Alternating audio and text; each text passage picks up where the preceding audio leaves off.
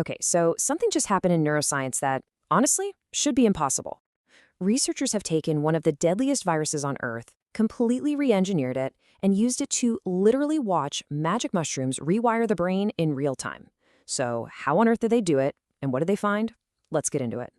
And really, that's the core question here. What these scientists uncovered, it doesn't just change what we know about psychedelics. No, it changes what we know about consciousness, about identity, and about what it even means to be human. The implications are just staggering. So to really get why this is such a game changer, we first have to understand the wall that neuroscientists were hitting their heads against. It's this puzzle that's been bugging them for years.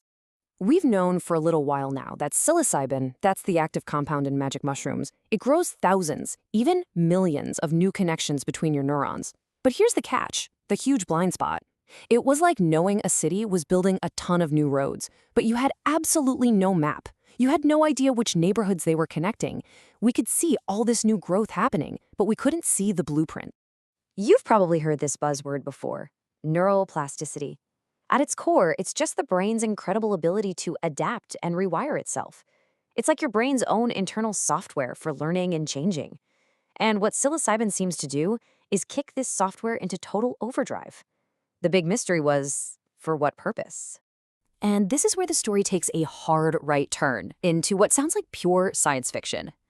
To finally map those unknown connections, researchers turned to a very unlikely partner, the rabies virus. See, the key to this entire thing was transforming rabies. In nature, it's kind of the ultimate neural tracer. It jumps backwards to the nervous system, neuron by neuron. But, it's also incredibly deadly. So the scientists did something amazing. They went in and deleted the gene that makes it lethal, and then they engineered it to jump just one single synapse at a time. Total precision. Oh, and they also added a green fluorescent marker, so they basically turned this terrifying virus into a kind of biological neon green highlighter, a tool that could safely light up the brain's circuitry and show them exactly where everything was connected. So with this incredible new tool in their hands, they could finally create that map. They could finally see where all those new roads were actually going. Let's walk through how this whole experiment actually went down. The setup was incredibly precise. On day 1, they prepped specific neurons in the frontal cortex of mice. 2 weeks later, one group gets psilocybin, the other just gets saline as a control.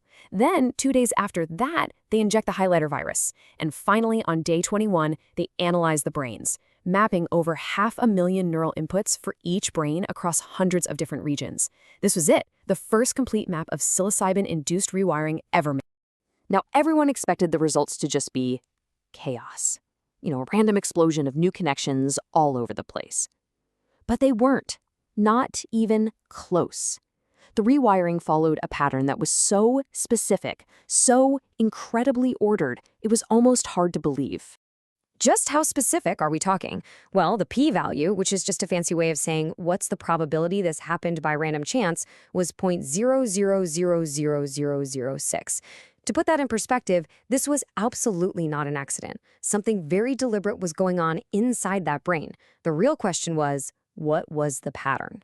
It all boiled down to 2 clear, opposing changes.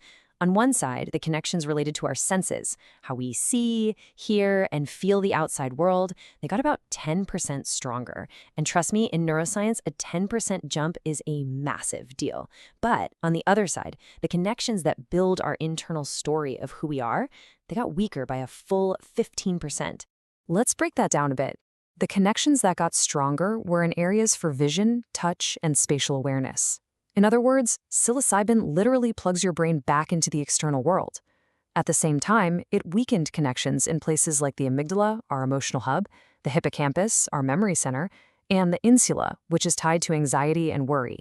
It literally quiets down the internal machine that generates fear, self-doubt, and ego. Now, that discovery alone would have been a landmark study, for sure.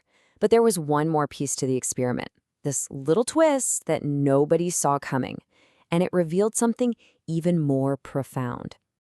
The researchers asked a brilliant follow-up question. They thought, okay, is this rewiring just automatic? Does it just happen no matter what? Or does it actually depend on what the brain is doing during the experience? And here's the answer that just blew everyone's mind.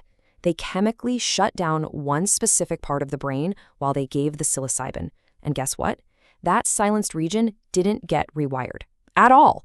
Every other active part of the brain did, but the one that was turned off was completely left out of the upgrade.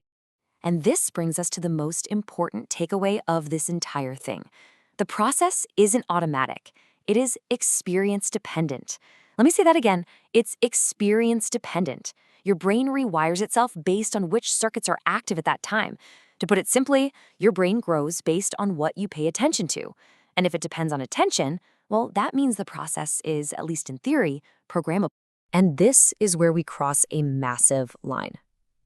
This one finding takes us from just observing the brain to potentially engineering it, with all of the incredible promise and all of the potential danger that comes with that. This really is a true double-edged sword. On one side, you have this amazing potential for healing millions.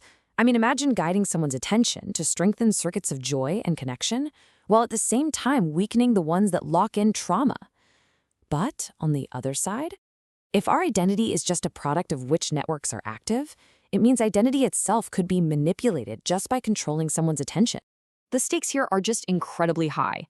During that window of neuroplasticity, whoever is controlling your attention, whether it's a therapist, an advertiser, a government, or even you, they are controlling what gets strengthened, what gets weakened, and ultimately which version of you comes out the other side.